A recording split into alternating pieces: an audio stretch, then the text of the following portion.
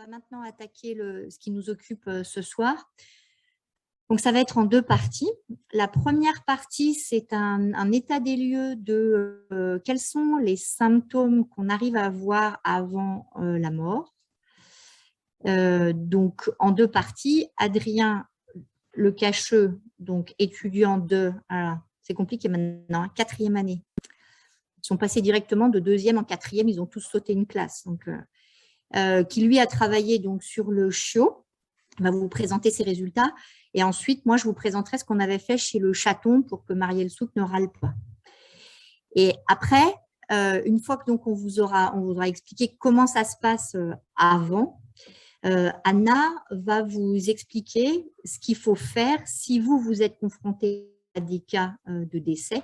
Et en fait, pourquoi on a choisi de faire ça? C'est parce qu'en fait, on s'aperçoit qu'on a énormément de questions là-dessus, parce que vous savez qu'on a aussi un service d'autopsie et qu'on reçoit un grand nombre de corps de chiots ou de chatons, mais n'importe comment, enfin, en tout cas qui n'ont pas été forcément conservés correctement. Et après, les éleveurs ou les vétérinaires espèrent qu'on se transforme en Mary Poppins et qu'on soit capable de faire des choses à partir de corps qui n'ont pas été conservés correctement. Donc, Anna va vous expliquer un peu la marche à suivre et comment vous pouvez vous donner un maximum de chance, finalement, qu'on arrive à vous donner la cause de la mort. Voilà. Alors, pourquoi on a choisi ce sujet-là? C'est aussi parce que, finalement, dans les élevages, dans la filière canine et la filière féline, en fait, on s'aperçoit que ce sont deux filières qui sont énormément confrontées à de la mortalité, beaucoup plus que ce que des éleveurs de porcs ou de bovins seraient capables de tolérer. Donc, alors vous voyez déjà les taux de mortinatalité, donc mortalité à la naissance, qui sont globalement aux alentours de 7%. Je vous ai mis deux grandes études, une qui a été menée par Amélie au cours de sa thèse et l'autre qui est une analyse de données qu'on a faite il y a 5-6 ans et qui en fait nous a été permise par Royal Canin, qui nous avait donné accès à des données récoltées à partir d'un logiciel de suivi d'élevage. Donc, ça nous a permis de constituer une base de données, c'est la plus grosse base de données du monde là-dessus, avec un très grand nombre de chiots et un très grand nombre de chatons, mais c'était fait à l'échelle française. Dans la base en question, par exemple, il y a un quart des chiots et des chatons qui étaient nés en France sur la même période. Donc, c'est pour vous dire qu'on arrive quand même à des chiffres qui commencent à vouloir dire quelque chose. Mais vous voyez que globalement, on a toujours aux alentours de 6-7% de mortinatalité et on a entre 7 et 12% de mortalité après la naissance, ce qui raisonnablement devrait être évité puisque vous élevez vos chiots et vos chatons dans des conditions bien plus favorables que ne sont élevés des porcelets ou des veaux. Donc, en gros, il doit y avoir une marge de progression. Adrien, au boulot. Il est ravi, je ne vous raconte pas. Bonjour. Alors moi, je me suis intéressé à la mortalité chez le chiot entre 0 et 6 mois.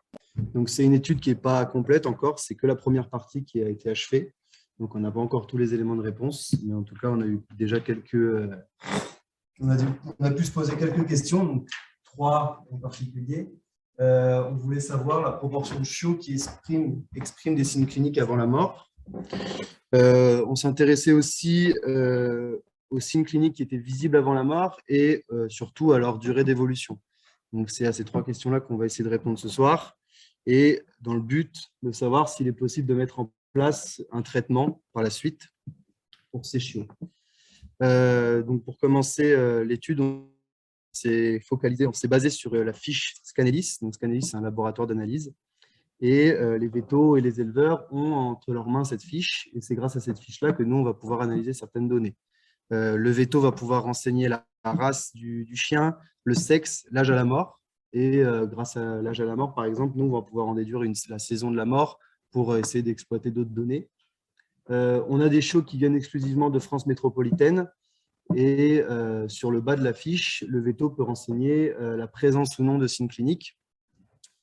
Quels sont les organes infectés, si c'est lié à la respiratoire, digestif, et enfin la durée d'évolution des signes cliniques. Donc, à partir de cette fiche-là, on avait de base 2600 chiots qui étaient concernés par l'étude à cause de certaines données manquantes, par exemple l'âge à la mort, qui est pour nous l'élément clé de cette étude. On a dû retirer pas mal de chiots sur la fiche Excel et on s'est retrouvé avec 1833 chiots morts entre 0 et 6 mois sur 10 ans, entre 2010 et 2020. Donc, 1833 chiots, pour l'instant, c'est l'une des plus grosses bases de données qui existent sur le chiot, en tout cas. Et ça reste assez énorme pour ce qui s'était fait avant. L'origine géographique, donc là, vous pouvez voir qu'on a des chiots qui viennent d'à peu près partout en France. On a le nord qui est surreprésenté. Pas-de-Calais surreprésenté. Ici, on a l'impression que c'est… Non, personne t'entend, Adrien. Personne m'entend? C'est bon? Ah, c'est bon. Donc là, c'est la répartition des chiots qu'on a dans notre base de données. Donc une répartition assez homogène sur toute la France, à part le Nord-Pas-de-Calais qui se démarque. Pour les premiers résultats, on a voulu voir si la base de données qu'on étudiait était représentative de ce qu'on pouvait trouver en France et dans les élevages. Donc, vous avez en bleu les chiots qui proviennent de notre base de données et en orange les données qu'on a récupérées du LOF. Donc, déjà, de base, dans la base de données, on a 80% de races pures, 3% de croisées et 16% de races non renseignées. Pour le graphique suivant, pour les barres en bleu, on a coupé notre population de chiens en 4 catégories selon l'âge, selon la taille à l'âge adulte. Donc, on a les catégories mini, médium, maxi et géant. Et ce que vous pouvez voir tout de suite, c'est que pour les catégories mini et géant, on a une surreprésentation dans notre base de données, alors que pour le LOF, on a des chiffres plus bas. Donc, là, on a 2 hypothèses qui viennent tout de suite. Soit les éleveurs de races mini et géants, lorsqu'ils ont de la mortalité, ils vont plus facilement faire des analyses. Et du coup, c'est pour ça que dans notre base de données, on se retrouve avec plus de races mini et géants. Ou alors, tout simplement, c'est qu'on a plus de mortalité pour ces races-là. La seconde chose à laquelle on voulait s'intéresser, c'était l'âge à la mort. Donc, on a catégorisé nos 6 mois d'âge, vu qu'on s'intéresse à 0,6 mois. Et ce que vous pouvez voir directement, c'est que sur tous nos chiots, plus de la moitié de la population est morte le premier mois, donc 55%, ce qui est énorme. Et lorsqu'on s'intéresse plus particulièrement à ce premier mois, sur ces 55% de chiots qui sont morts ce premier mois-là, on a ce graphique-là qui arrive. Et là encore, on pourrait s'attendre à une dispersion homogène de la mortalité chez les chiots le premier mois. Mais là, ce que vous pouvez voir, c'est que dans la mortalité le premier mois, on a quasiment 60 à 70% des chiots qui meurent la première semaine de vie. Donc, ce qui est rapide et ce qui est très court. Donc, on a très peu de chiots qui meurent après 3 semaines, après 2 semaines. C'est vraiment la mortalité se concentre sur la première semaine après la naissance. Donc, on peut mettre ça en parallèle avec une autre étude qui a été effectuée par Julie Brévon en 2018 sur 702 chiots.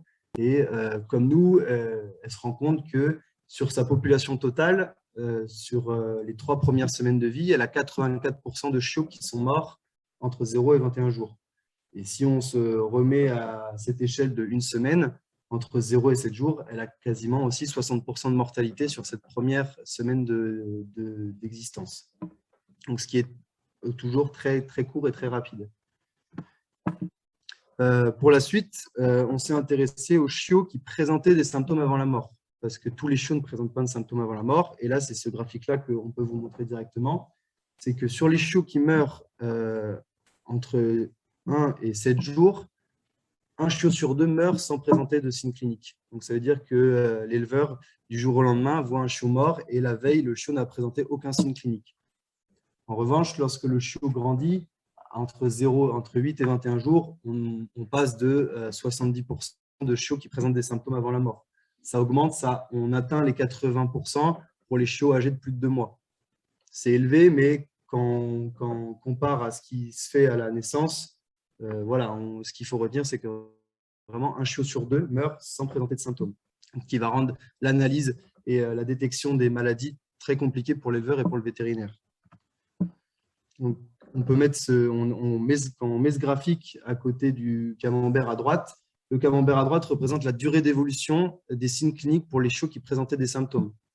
Donc, sur notre population totale de chiots qui ont présenté des symptômes avant la mort, on a 85% des chiots qui ont présenté des signes cliniques de moins de 5 jours.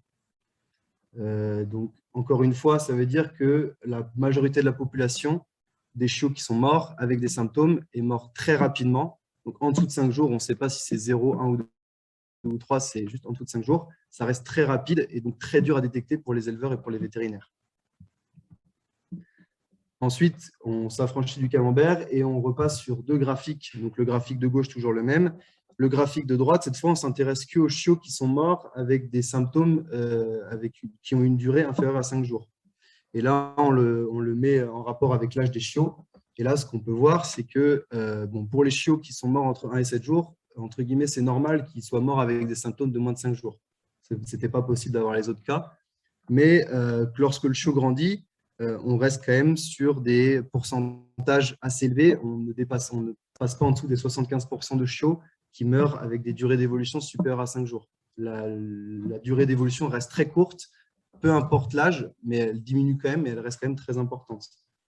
Donc, lorsqu'on met en parallèle ces 2 graphiques, on a des chiots à gauche qui meurent souvent sans symptômes chez les plus jeunes chiots. Et en plus, lorsqu'ils ont des symptômes, ça meurt très rapidement et avec des durées d'évolution inférieures à 5 jours. Donc, lorsqu'on se pose la question de mettre en place un traitement, c'est impossible, c'est compliqué, voire impossible. Donc, la seule chose qu'on peut faire, c'est de la prévention à cette échelle. Ensuite, on s'est intéressé au système touché. On voulait savoir pourquoi les chiots étaient morts et de quoi étaient-ils morts.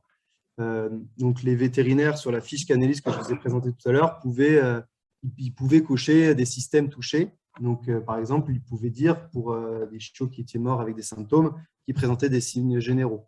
On a 80% des chiots qui sont morts avec symptômes, qui sont morts avec des signes généraux. Pour notre étude, ça ne nous apportait pas grand-chose. Signes généraux, ça veut à la fois tout et rien dire. Donc, on a quand même 80% des vétos qui ont renseigné ça. Pour notre étude en soi, ça ne nous a pas forcément servi. Par contre, les 3 signes qui suivent, digestif, nerveux et respiratoire, là, c'est des signes qui peuvent nous indiquer, qui peuvent nous orienter vers d'autres pistes. Et en plus, c'est des signes qui sont assez présents, surtout pour le digestif. Un chiot sur 2 qui meurt avec des symptômes est mort avec des signes digestifs. Pour le nerveux et le respiratoire, on est à 15%.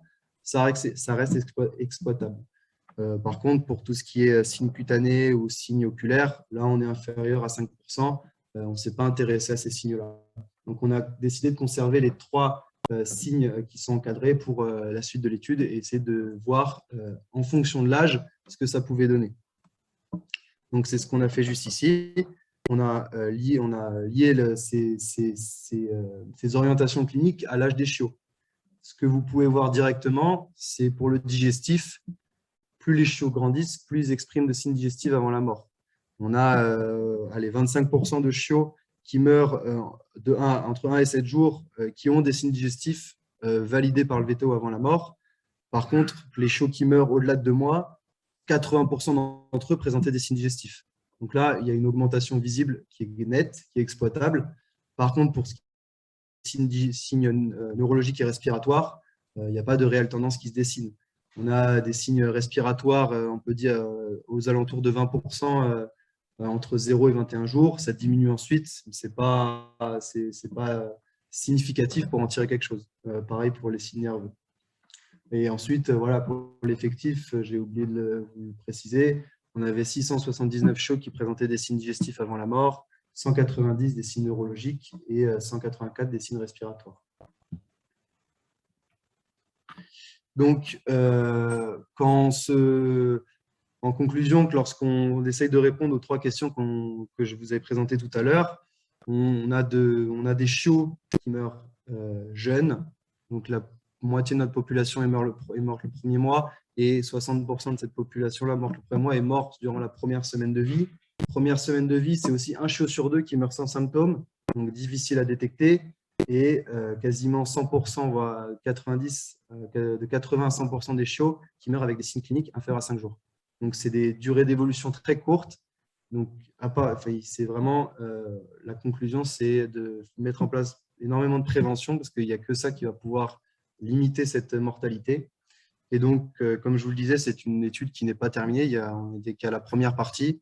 Et pour la deuxième partie de l'étude, on va s'intéresser à la recherche des agents pathogènes par PCR et on va essayer de déterminer les causes infectieuses des mortalités chez les chiots de la base de données. Voilà.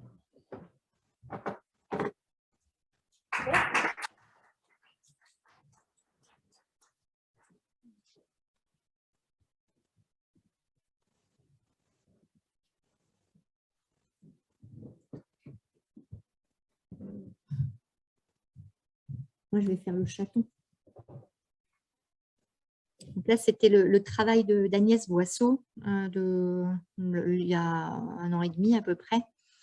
Donc, même chose, on a pu bénéficier de la base de données de Scanelis, sachant que, je vais remercier le docteur Corinne Boucro de façon absolument formelle parce qu'il est assez rare que des laboratoires privés acceptent de partager leurs données pour qu'il y ait des petits gugus qui fassent de la science dessus. Donc, et là, on a beaucoup de chance que le docteur Corinne Boucro, qui dans le temps en fait était enseignante ici, accepte de nous prêter ces données pour qu'on essaye d'avancer ensemble.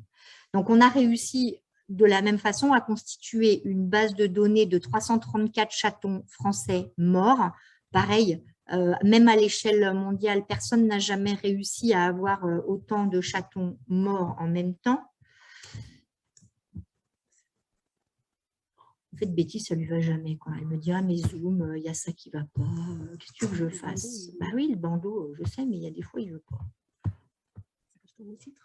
Ça cache mes titres. Ouais, mais...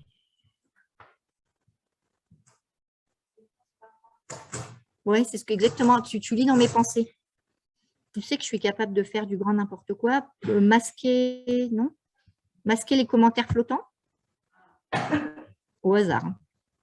Bon, bref. Donc, même type de fiche Scanelis dans laquelle on peut avoir l'identification de l'animal, donc l'âge où on calcule en fait l'âge à la mort à partir de la date de naissance, le sexe, la race, et ensuite un certain nombre de ce qu'on appelle en médecine vétérinaire des commémoratifs, c'est-à-dire qu'est-ce qui s'est passé avant, donc quels étaient les signes cliniques, et puis la durée d'évolution. Alors déjà là où ça commence pas bien, c'est qu'en fait, les signes cliniques, on ne les avait que sur 80% de la population et la durée de l'évolution sur 70%. Donc ça, c'était un petit message à la fois pour mes chers confrères, mais je me l'applique à moi-même parce que je vois bien la façon dont on remplit les feuilles quand on a un problème avec des chatons, sacrés de Birmanie par exemple. C'est qu'en fait, on se dit, c'est pas grave, on va envoyer les tubes et le labo, il n'a qu'à faire les PCR. C'est bien, mais sauf que le labo n'a pas besoin de savoir quels étaient les signes cliniques avant, ni la durée d'évolution, ni l'âge du chaton, c'est pas grave, c'est pas son problème. En fait, d'abord, ça perturbe après ce type d'études rétrospectives, et en plus, ça nuit énormément à l'interprétation que le laboratoire peut vous donner des échantillons que vous avez donnés. Donc, en gros, il faut qu'on fasse tous collectivement un effort, même si c'est vous qui envoyez la feuille, pensez à essayer de remplir un maximum d'informations parce que ça va être très utile ensuite pour arriver à relativiser les résultats. Par exemple, vous regarderez, mais on doit renseigner est-ce que le chaton a été vacciné ou pas vacciné. En fait, c'est très important parce que ça va permettre de savoir si certaines traces virales qui peuvent être détectées par PCR pourraient éventuellement être liées à la vaccination ou est-ce que c'est totalement exclu. Donc, il faut faire un petit effort. Origine géographique. Alors là, c'est très toulousain pour le coup. Donc, la Haute-Garonne apparaît en rouge. On a Lyon. Bon, après, on a le Nord-Pas-de-Calais, cher à Adrien tout à l'heure, hein, qui est aussi bien représenté, mais on en a à peu près partout. On a le Val-de-Marne aussi, Maison-Alfort. Les caractéristiques de la population. Déjà, vous voyez que donc, tous les chatons étaient morts entre 0 et 4 mois. On a à peu près 60% de la population qui est de la population de chatons inscrites. Et de façon assez étonnante, on a un tiers de la population qui est du chat dit européen, le chat, un chat quelconque. Et en fait, on s'aperçoit que ces chats européens, ils appartiennent quasiment exclusivement à la catégorie 3-4 mois. Autrement dit, ce sont des propriétaires qui, même si ils ont vécu un certain temps avec ce chaton, le chaton meurt et donc de race ou pas de race, ils se disent qu'ils aimeraient bien savoir de quoi il est mort. Et par contre, les animaux inscrits sont surreprésentés dans la population 0-2 mois, ce qui peut être à peu près logique. Ce qu'on voit aussi sur ce camembert, c'est qu'on a une à peu près équirépartition entre chacun des 4 mois. Alors que, en fait, il en va du chaton à peu près comme du chiot, c'est-à-dire que la mortalité, elle est très, très concentrée sur les 3 premières semaines de vie. Donc, logiquement, on aurait dû se retrouver non pas avec un quart, mais plutôt avec ici, même ici, quelque chose qui aurait dû être de l'ordre de 60 à 70%. Donc, ça veut dire quoi? Ça veut juste dire que, OK, les chatons meurent certainement plus là, entre 0 et 1 mois, mais en attendant, ces chatons-là sont assez peu envoyés, il y a peu d'échantillons qui sont pris sur ces chatons pour analyse. C'est-à-dire que globalement, mais c'est un peu toujours pareil quand on discute avec des éleveurs de chats, hein, ouais, les chatons sont morts, mais il est tellement fréquent que de toute façon, ils meurent pendant les 3 premières semaines de vie que de toute façon, ce n'est pas grave, on vit avec. Et que ce n'est même pas la peine de se poser la question de savoir pourquoi ils sont morts. Donc, il y a un sous-diagnostic et une sous-recherche qui sont absolument énormes. Alors, en termes de distribution de l'âge à la mort, vous voyez quand même que c'est un tout petit peu différent entre le chiot, ce que vous a montré Adrien tout à l'heure, et le chaton. C'est-à-dire que, ok, dans les 2 cas, ça se concentre sur les 3 premières semaines de vie, mais par contre, chez le chaton, c'est un peu moins en fait concentré sur la première semaine. On a une espèce de queue de comète là ici sur la 2e et la 3e semaine de vie qui n'existe pas en fait chez le chiot. Donc là, les chatons mettraient un tout petit peu plus de temps que les chiots à décéder si jamais ils ont envie de décéder. On s'est posé une autre question qui était finalement le taux de mortalité varie-t-il en fonction de la saison? Donc voilà la répartition dans notre base de données des morts en hiver, printemps, été, automne. Et si vous comparez aux magnifiques statistiques que donne le Louf, vous apercevez que finalement, c'est quasiment pareil. C'est-à-dire qu'en fait, ici, les taux de mortalité qu'on a ici collent exactement à la répartition des naissances. Donc, en gros, la saison de naissance n'a pas l'air d'avoir une influence majeure sur le risque de mortalité. Et ça, c'est une chose dont on s'était aperçu aussi dans la population dont je vous parlais tout à l'heure, où il y avait énormément de chatons. Et en fait, on ne voyait pas non plus d'impact de la saison sur le risque de mortalité. Alors, pareil, les chatons sont-ils symptomatiques ou asymptomatiques? Contrairement aux chiots, vous avez vu que globalement, un chiot sur 2 mourrait sans symptômes. Ce n'est pas le cas chez le chaton. C'est-à-dire que même chez les très jeunes ici, on a 8 chatons sur 10 qui ont présenté des symptômes. Et puis, ensuite, ici, au 4e mois, on arrive de toute façon à quasiment 100%. Donc, le chaton exprime plus de symptômes avant la mort que le chiot. Mais par contre, on retrouve exactement la même chose que ce que vous a expliqué Adrien. Donc, vous avez ici les très jeunes, plus ça remonte et moins c'est jeune. Et la barre verte ici représente la proportion de chatons qui sont morts en moins de 5 jours.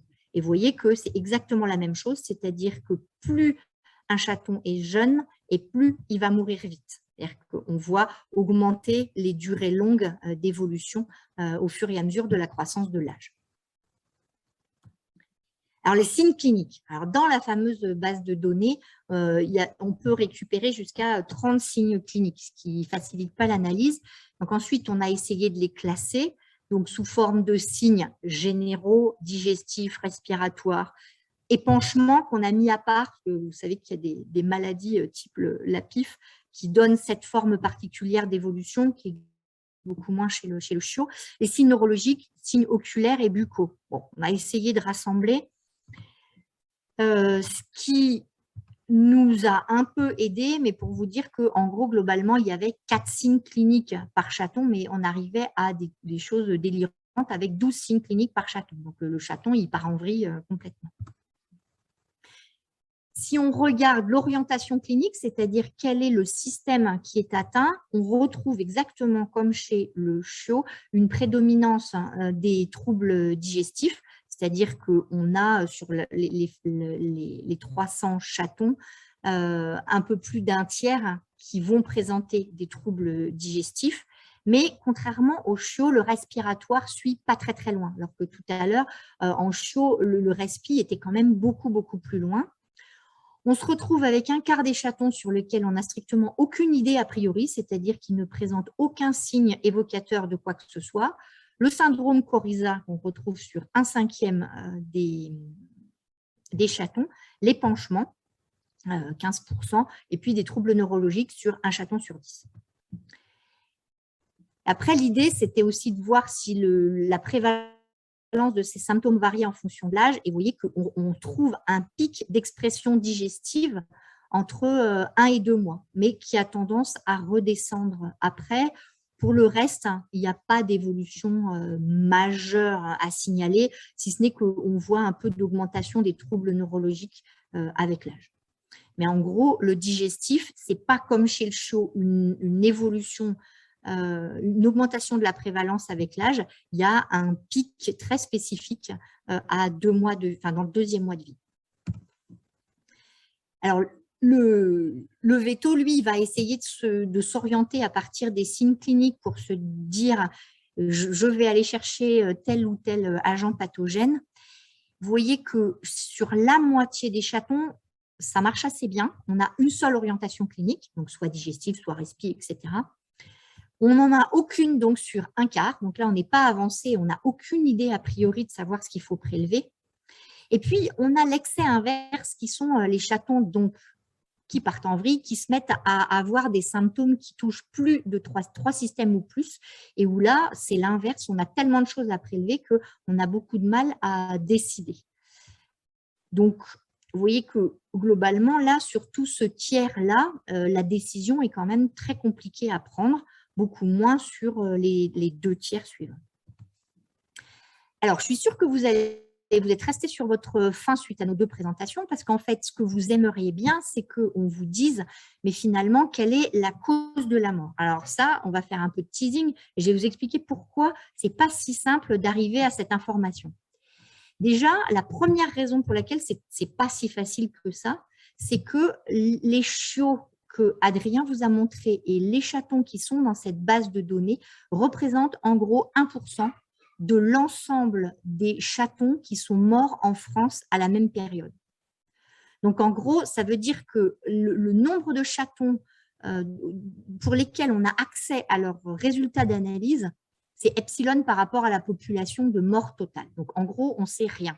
Parce que quand on fait l'histoire de l'iceberg, là, c'est vraiment le très, très, très, très, très haut sommet de l'iceberg. Et c'est bien pour ça qu'à terme, il faudrait arriver d'une façon comme d'une autre à mettre au point des systèmes d'épidémiosurveillance des jeunes qui n'existent nulle part ailleurs. Les réseaux d'épidémiosurveillance que je vous montre là, ils s'intéressent aux adultes, c'est-à-dire qu'ils s'intéressent à des chiots ou des chatons qui ont été adoptés, c'est-à-dire à partir de 2-3 mois. Et en fait, les données commencent en général à 3 mois. Donc, ce sont des réseaux de cliniques vétérinaires qui finissent par rassembler la Banfield Hospital, c'est donc aux États-Unis. Il y a plus de 3 millions de chiens dans la base de données, parce qu'en fait, ils ont des cliniques réparties sur l'ensemble du territoire américain. Et le réseau VetCompass, alors Vet Banfield, ce sont des cliniques possédées par un groupe, alors que VetCompass, c'est en fait l'Université de Liverpool et le Royal Veterinary College de Londres, qui en fait ont décidé de monter un réseau d'épidémiosurveillance. Donc, ils font appel aux vétérinaires pour collecter de la donnée. Et je vous ai montré un autre réseau anglais qui est très intéressant parce que c'est vraiment un modèle du genre. En fait, ils vous fournissent des cartes et des petits graphes comme ça. Et en fait, comme ils font de l'analyse de données en temps réel, ils sont capables de vous dire que la semaine dernière, il y a eu une épidémie de parvovirus, par exemple. Et ce qui est absolument génial parce que ça permet à tout le monde d'être prévenu et de savoir que les puces sont ressorties, les tiques sont ressorties, il y a telle maladie qui est sortie. Et c'est d'ailleurs comme ça qu'ils ont mis en évidence une maladie particulière chez le chat qui est rare, hein, c'est une pancytopénie, c'est-à-dire que brusquement, il n'y a plus de cellules dans le sang, pour faire rapide. Et en fait, cette maladie, on n'avait aucune chance même de l'identifier, mais ça a pu être fait parce que c'est remonté par les réseaux d'épidémiosurveillance. Et en fait, il y a un signal qui était, en fait, il se passe quelque chose de bizarre. Et donc maintenant, les données étant rassemblées, l'idée, c'est d'arriver à savoir quelle peut être la cause de cette maladie en faisant de l'analyse de la population. Donc, ce type de système, si on arrivait à faire la même chose chez les nouveau-nés, on progresserait quand même déjà énormément en matière de connaissance de la santé. Alors, donc, petit 1, on a un vieux problème de récolte de données. Et après, on a un problème dans la structure même de la donnée. Donc ça, bon, c'est une version hyper édulcorée du fameux fichier Scanelis. Donc là, vous avez la représentation schématique de 10 chatons. Et puis, les carrés rouges, ce sont les endroits où les vétérinaires ont demandé l'analyse. Et en fait, ça vous donne un gruyère monstrueux, c'est-à-dire que, par exemple, pour ce chaton-là, le vétérinaire, il s'est dit, bah, moi, je vais demander une PCR pour rechercher de l'herpès et pour rechercher de la bordételle. Mais sur le chaton numéro 2, un autre vétérinaire, lui, va demander la recherche de chlamydophilose. Et puis, sur le 3e, on va demander la leucose et la bordételle, etc., etc. Moyennant quoi, en fait, on ne peut pas savoir quelle est la fréquence réelle des différents agents pathogènes, tout simplement parce que là où il y a des blancs, vous ne pouvez pas savoir si vous aviez cherché l'agent pathogène, est-ce que vous l'auriez trouvé ou pas.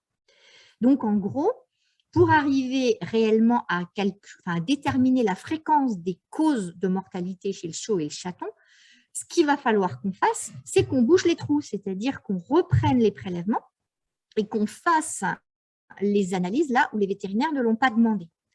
Donc, on l'a fait chez le chaton. Je vous raconterai 2 trucs après. L'autre problème qu'on a quand on a voulu faire ça, c'est qu'on est confronté aux organes qui ont été envoyés. Parce que c'est évidemment chercher un herpès virus dans le tube digestif, ça n'a pas de sens. Donc, en gros, on peut avoir une donnée informative si le vétérinaire a envoyé le poumon, par exemple.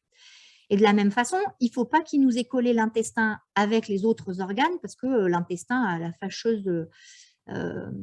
fâcheuse habitude en fait d'héberger un grand nombre de pathogènes. Mais si on le trouve dans l'intestin, c'est normal. Par contre, si on le trouve dans un autre organe, ce n'est pas normal. Sauf que si les 5 organes ont été mélangés, eh ben, on ne peut plus tirer de conclusion. Donc, le message, c'est qu'il faut envoyer les organes de façon séparée. Ensuite, ça ne vous coûte pas plus cher parce que le laboratoire, lui, va faire le mélange, mais il va garder les extraits d'ADN ou les extraits d'ARN de façon séparée. Et donc, après, on peut aller refaire des analyses complémentaires si on n'a pas trouvé ce qu'on cherche. Alors que si tout est mélangé, c'est mort. On ne pourra jamais rien retrier après. Donc, il faut envoyer des pièces détachées, pas tout mélanger. Et ça ne vous coûte pas plus cher, encore une fois. Alors, la seule chose qu'on peut vous donner à l'heure actuelle, mais ça donne quand même déjà un certain nombre d'éléments, c'est ce qu'avait donc fait Agnès Boisseau dans sa thèse, c'est calculer ce qu'on appelle la prévalence apparente, c'est-à-dire se baser sur ce que les vétérinaires les agents pathogènes pour lesquels les vétérinaires ont demandé l'analyse. Ça donne déjà quand même une idée des pathogènes qu'on peut oublier parce que fatalement, il y a peu de chances qu'ils aient une importance en termes de mortalité. Alors, je ne vous ai gardé ici que les agents pathogènes qui avaient été recherchés de façon très fréquente pour que ça veuille dire quelque chose. Vous voyez déjà que l'importance des virus de la leucose, là, FELV, FIV, en matière de mortalité du chaton, je pense qu'on peut aller se coucher. Ça ne sert à rien. On ne les trouve pas. On les trouvait dans le temps et maintenant, en fait, la prévalence de ces virus ayant quand même diminué, en fait, on ne les retrouve plus. Il n'y a plus de transmission. Enfin, il doit y avoir très peu de transmission entre la mère et les chatons. De la même façon, l'implication de Chlamydophila dans la mortalité néonatale est probablement très, très faible. Et par contre, il y a deux pathogènes qui ont l'air d'être très fréquents. Un qui est facile à interpréter, c'est celui-là, c'est le parvovirus.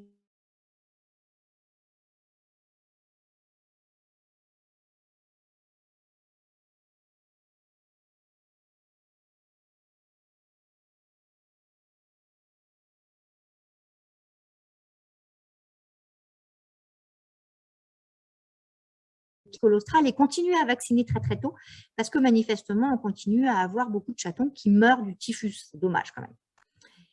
Le corona, vous savez que c'est beaucoup plus difficile à interpréter parce que ce n'est pas parce qu'ils ont du corona qu'ils meurent du corona. Donc là, ça dépend de la charge et ça dépend du type d'organe que vous avez envoyé. Et donc, c'est pour ça que il faut vraiment faire attention à la qualité de l'envoi et la qualité des commémoratifs. Alors, on s'est posé la question ensuite, toujours pour cette prévalence apparente, de regarder si on n'avait pas un impact de l'âge. Vous la retrouvez pour le typhus, c'est-à-dire qu'il y a peu relativement de chatons qui ont l'air de mourir du typhus dans le premier mois de vie. Mais par contre, vous voyez que cette prévalence augmente de façon très, très nette, mais même juste en prévalence apparente. Donc, on va corriger tous ces chiffres-là, évidemment, par la suite. Et inversement, vous voyez que l'herpès, on en a un petit peu au début, on a l'air d'en avoir moins par la suite. Donc, on va raffiner tout ça en essayant de boucher les trous de PCR et on reviendra vous raconter tout ça. Alors, quand je dis on, c'est Mircea qui est en ce moment en dernière année d'école vétérinaire et qui a travaillé sur ce sujet pour sa thèse. Et puis, pour la partie chiot, il va falloir que vous attendiez peut-être un tout petit peu plus parce que là, il va falloir qu'Adrien atteigne la dernière année. Parce que lui, son sujet, c'est de faire l'analyse des agents pathogènes responsables de la mort, mais chez le chiot. Voilà. Donc moi, là, j'en ai fini de vous expliquer tout ça. Et donc, je vais laisser la parole à Anna, qui, elle, va vous parler de la conduite à tenir optimale si vous faites face à des cas de mortalité. L'idée étant toujours de vous mettre dans les meilleures conditions pour réussir à trouver finalement quelque chose et pas à rester déçu en face de cas de mortalité. Ah, il n'y a pas de questions, ils dorment déjà. Bon, les questions tout à la fin, elle a dit.